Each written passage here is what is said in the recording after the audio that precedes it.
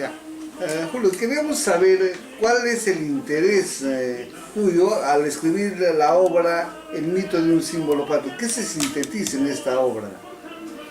Primero que lo que he tratado de demostrar en el mito es que no tenemos himno real, no tenemos himno patrio real, tenemos nuestro himno corresponde a un pseudo himno. Y si es un pseudo himno, no es el propósito, con este himno no se está rindiendo un justo homenaje a la patria. ¿Por qué? No siendo himno real, en ningún momento se rinde un homenaje adecuado, real a la patria. Prácticamente es una burla a la patria, porque sus mensajes, en ninguno de sus mensajes se elogia a la patria. El himno, por esencia, por naturaleza, lo que hace es elogiar, alabar al ente que se tributa o rinde homenaje. En este caso, ¿en qué parte del himno alguna palabra de amor decimos al Perú? En ninguna. Comenzamos vanagloriándonos de ser libres y luego, contradictoriamente, asumimos que arrastramos cadenas, hablamos de la esclavitud y de una historia distorsionada, mal contada, humillante, mal contada, porque la historia realmente de alguna manera se relata, pero puede ser mal redactada, puede ser hecha mal intencionadamente o puede obedecer a la realidad, depende de la sanidad de los historiadores. Y hablando de historiadores, en general la historia, ¿quién la hace? Los ganadores. En este caso los ganadores han sido en la colonia los españoles. En la república un grupete de oligarcas y de criollos, en el sentido étnico hablando, que han heredado prácticamente el poder de la colonia.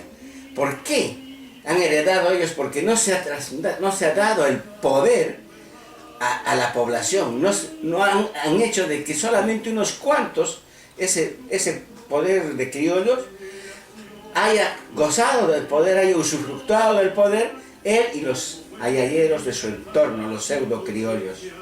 Pero hay una cosa que hay que comprender, ¿no? Por ejemplo, uno de los grandes cronistas tal vez de la época de 1615 es justamente Guama Poma de Ayala, ¿no? Sí. Que da luces de lo que es el Perú, de crónica del Perú y del buen gobierno, ¿no? Ahí él patentiza una visión diferente de la que tenemos ahora.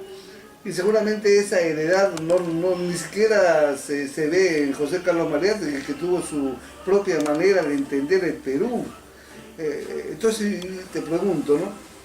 ¿No somos tal vez a veces muy deterministas al pensar que el Perú hay que verlo de una manera pero no de otra manera? Me refiero básicamente a lo siguiente, pensamos que el Perú es visto por los opresores y por los oprimidos. Y en esa relación biunívoca de unos y otros, los que van a darnos la visión real de este país son los vencedores. Y los vencidos simplemente lo vamos a aceptar. ¿Esa no es la idea que radica en tu visión? Bueno, no tanto que se describe eso, pero se devela el resultado de la historia. ¿Y cuál es el resultado de la historia de la colonia? Que nuestra independencia realmente no ha sido una independencia satisfactoria como para todos los peruanos. Ha sido prácticamente una independencia de un grupo de poder que se ha desligado de las relaciones con Europa, con España. Y ellos han gobernado, y ellos, al clamar la independencia del Perú, no han hecho nada, ha continuado la colonia de manera diferente. Mientras antes el poder y el abuso lo cometían los españoles, en la colonia han sido los criollos los que han cometido los abusos. No ha habido un cambio como corresponde a una nación libre e independiente. El resultado es que hasta un himno no le han dado. ¿Y cómo es esto? Este himno nace únicamente como resultado de una marcha nacional que dio San Martín, con la finalidad de incentivar las ánimas libertarias, así dice el decreto del Supremo Delegado del 8 de agosto de 1821, llama a concurso, ¿no?, a todos los poetas, escritores, para incentivar los espíritus o ánimas libertarios de nuestros predecesores. En ese sentido, la Marcha Nacional, hoy Himno Nacional, cumplió su misión a cabalidad, y se logró la independencia finalmente en 1825, 4 años después. Es más, San Martín no pudo haber dado un himno, porque no existía una patria. No existía una patria realmente. Estuvimos en guerra, ¿no? Teóricamente éramos libres, estaba en proyecto de una patria. A resultas del logro de la independencia, lo cual se finalizó pues en 1825 con la batalla en Ayacucho.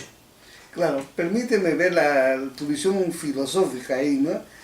Parece que tú centras en análisis en dos cosas. En la parte que nosotros todavía hemos permanecido con la consecuente dependencia mental, y por otro lado se ha transfigurado en nuestra realidad lo que Federico Hegel llama la dialéctica del amo y el esclavo. Entonces seguimos dependiendo mentalmente después de la independencia, entre comillas, de España, y consecuentemente seguimos siendo esclavos de un grupo de gente que representa a los españoles. Bueno, desafortunadamente sí. Seguimos teniendo una dependencia mental en todos los estamentos sociales y del Estado. Y esa dependencia se ve que cuando uno quiere hacer un cambio, con el que hablas, piensa, ¿y qué dirá? ¿Qué dirá el presidente? ¿Qué dirán los grupos de poder? No, esto es imposible. Realmente casi en todos los actos hay una dependencia mental. Pero entonces, y lo peor, ¿para qué? Esa dependencia mental luego se ha traducido en una dependencia económica. Y más tarde, en una dependencia política. Ahora, no necesariamente de España, sino de los grupos, de las grandes naciones desarrolladas, como en primer lugar de Estados Unidos y de otros países. Claro, yo quería interrumpirte, ¿no?, sobre la siguiente reflexión. ¿Para qué pedir, para qué suponer, para qué elaborar la necesidad de cambiar el himno nacional? Estamos bien con el himno nacional y por favor no lo toque, señor Julio. Claro, ahora bien, ¿por qué entonces cambiar el himno si tenemos una dependencia mental? Justamente para provocar, motivar un despertar mental. Porque con este himno lo único que pensamos es en una historia distorsionada. Nos vanagloriamos de ser libres. La libertad no es para pavonearse, somos libres y seamos siempre, no. La libertad diario hay que conquistarla, hay que defenderla, hay que cuidarla y finalmente merecerla. Y merecerla de acuerdo a nuestra actitud. Si no la defendemos la libertad, no vamos a ser libres. Y es falso. Y por eso cuando uno reflexiona, ¿somos realmente libres después de cantar? Decimos, realmente no somos libres. Ya, inclusive hay una dependencia mental, ya no solamente política y económica. Curiosamente somos un país tan rico, en todo sentido, en agricultura, en minería, etc., que tanto han saqueado los gobiernos de turno, con sus asociados, los grupos de poder económico, que la gente no se ha muerto de hambre. Siempre tiene algo que comer, siempre. No será grandezas, pero tiene. Pero si despertara mentalmente, estoy seguro que lo poco que queda aún puede hacer maravillas, porque tenemos una diversidad en la agricultura, en los recursos, en la pesquería, en fin, en todo. Nuestra diversidad no solo es esa, sino también nuestra diversidad étnica y cultural. Entonces es necesario, para comprendernos y entendernos, es necesario un despertar mental. Y a eso quiero, y a eso apunto, con que se cambie el himno. ¿Por qué? Porque el nuevo himno debe contener una filosofía valorativa, que no nos haga sentir humillados, que no nos haga sentir sumisos, conformistas, que no nos baje la autoestima, sino todo lo contrario.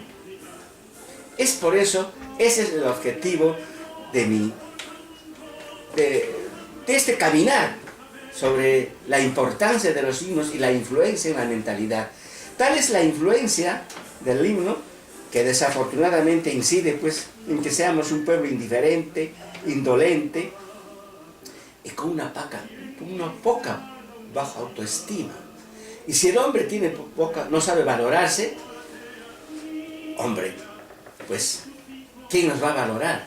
Si nosotros no nos amamos a sí mismos, estamos yendo contra la ley de Dios. Porque Él a través de la Biblia nos dice, ama a tu prójimo como a ti mismo.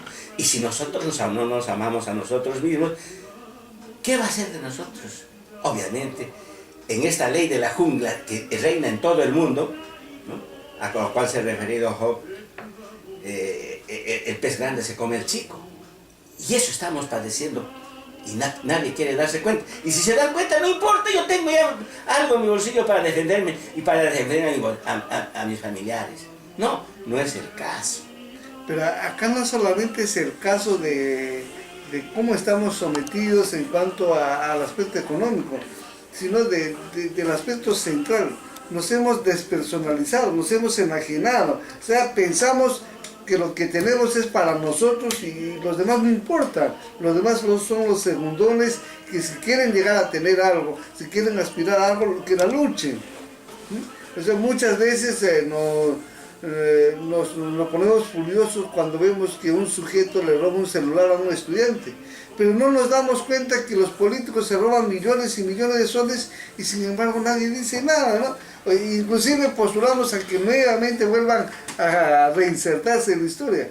¿No le parece paradójico nuestra visión que nosotros hemos estructurado a partir de una concepción tal vez errada de la historia que no necesariamente ha sido construido desde los grupos de poder, sino desde nuestra propia experiencia personal, por cuanto no asumimos el compromiso de mejorar nosotros mismos para enfrentar esta sociedad que no es justa y no tiene por qué serlo, pero hay que enfrentarla, ¿no? Bueno, realmente, por eso es mi obsesión, diré, ¿no? Si es extremadamente, tenemos que cambiar de la forma de pensar y sentir. No es que no nos demos cuenta de los saqueos que existen del Estado, de la corrupción que existe y no hacemos nada. No es que no, nos damos cuenta, todos nos damos cuenta. Pero como la dominación, sobre todo mental, la dependencia mental es tan grande que casi nos vemos frustrados, imposibilitados de hacer algo, de contrarrestar inteligentemente frente a ese abuso, frente a la corrupción. Y, o sea, en resumen, no sabemos defender la libertad. No sabemos cultivar la libertad. Porque ¿qué es cultivar y defender la libertad? En principio, poner atención a lo que hacemos, a lo que nos dicen. Pero esta atención debe ser para actuar con responsabilidad. Porque si no hay responsabilidad, no hay atención. Y si no hay atención, no hay libertad. Entonces es importante ver cómo este pensamiento tan elemental y de responsabilidad, libertad con responsabilidad en todos nuestros actos.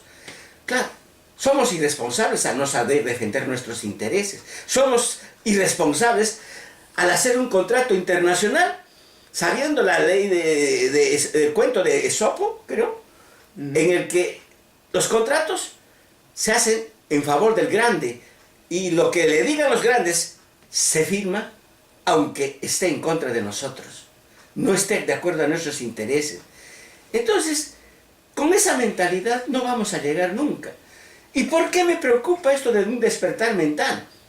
Porque el hombre, científicamente, es producto de lo que piensa y siente. Ese es, en su expresión, en sus actos, va a actuar conforme piensa y conforme siente. Pienso mal de uno, este es mi enemigo. Pienso mal que no puedo trabajar, sí, pues voy a poner dificultades siempre a mi trabajo. Siento que la patria no me sirve para nada, ¿qué me interesa la patria? Una disquisición, si me permites.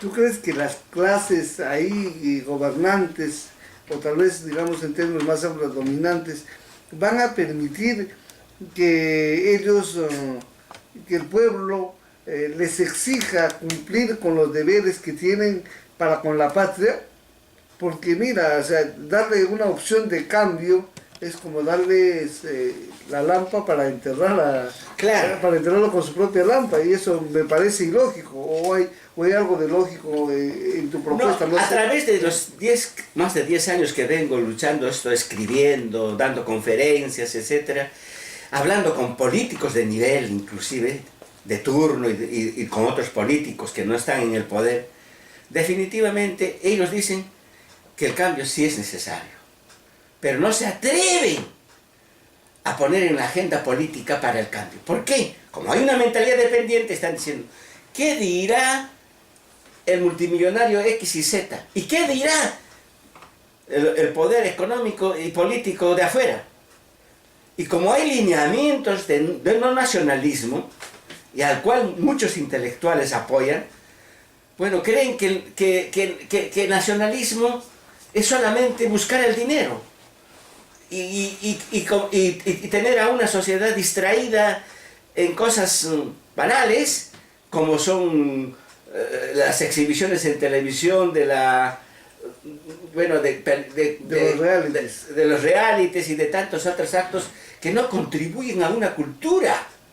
Necesitamos culturizarnos a través del conocimiento. Si no conocemos más de lo poco que sabemos, no vamos a hacer nunca patria. Solamente seremos el soporte y el cimiento de los que pueden edificar sus edificios, nada más.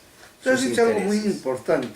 Dentro de la intelectualidad peruana, que es muy buena, o sea, hay gente muy reconocida, hay gente también que ha postulado por, como tú decías, por ser ayayero de una clase, y creo que esa clase ni siquiera le interesa que sea ayayero, ¿no?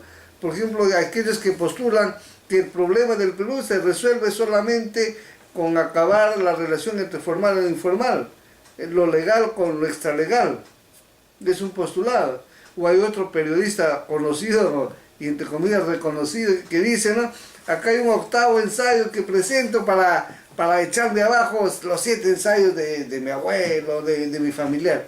Pero ¿en qué sentido realmente? Yo podría decir, debatamos a ver el tema, si es coherente o no decir, porque a veces nos pica más a nosotros el tema de suponer que alguno es, por decirlo así, marxista, que a los que realmente se sienten afectados. O sea, los grupos de poder a veces ni siquiera se sienten afectados por las obras, por los libros que los catalogan como los dominantes.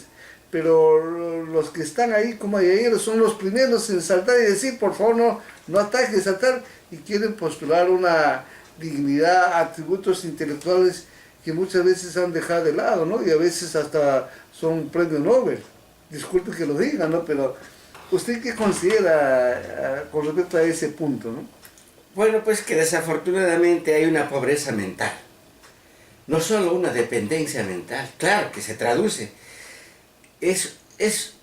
La dependencia mental se traduce, el efecto de esto es que siempre nuestra mente, nuestros conocimientos sean pobres, sean débiles como para poder contribuir al desarrollo del carácter y la personalidad.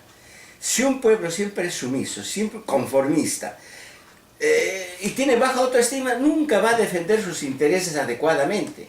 Lo va a defender con actos tal vez de terrorismo, ¿no? Que siempre va a haber, porque va a haber una reacción frente a lo negativo. Toda acción provoca una reacción. Entonces lo que necesita realmente el pueblo, no solamente el pueblo, sino también los grupos de poder, es cambiar de la forma de pensar y sentir. Los de arriba para ganar mejor inteligentemente, y los de abajo para acceder más a oportunidades de trabajo, a acceder mucho mejor a un bienestar social. Entonces es necesario, fundamental, imprescindible, categóricamente, hablando así, cambiar de mentalidad. Y el primer paso que debe hacerse es cambiar nuestro himno. ¿Por qué? Porque es el primer elemento que uno de niño recibe. Y nadie puede engañar al subconsciente. todo lo negativo o positivo capta el inconsciente y lo manifiesta en los actos de su conducta, en el desarrollo de su conducta. Y si hacemos un análisis de nuestra personalidad, la mayoría tenemos una personalidad muy débil, comprometida.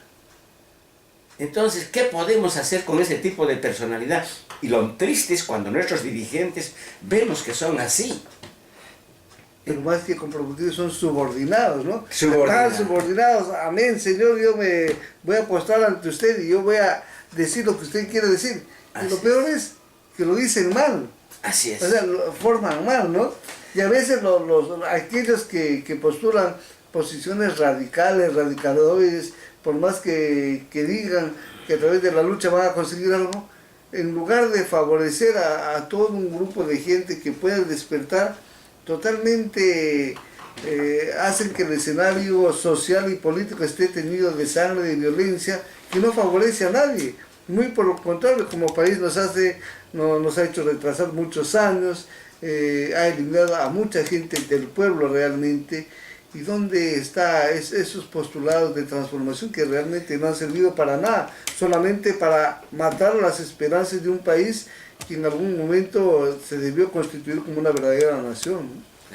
Bueno, tal es la pobreza mental de los grupos de poder económico y político, que creen que combatiendo al comunismo, ¿no?, a cualquiera, basta que suficientemente que haya manifestado un acto de rebeldía comunista.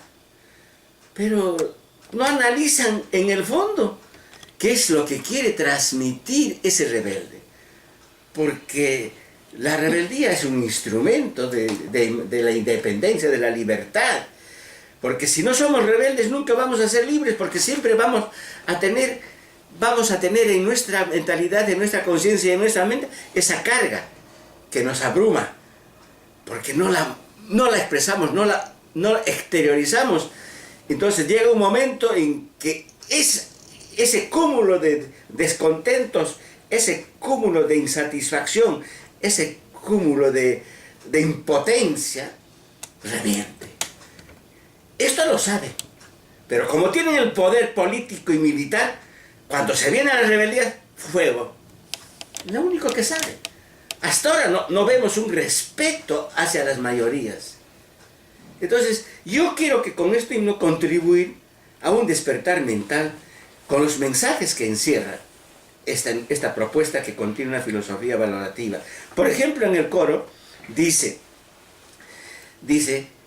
que nosotros forjemos una historia, nos forjemos en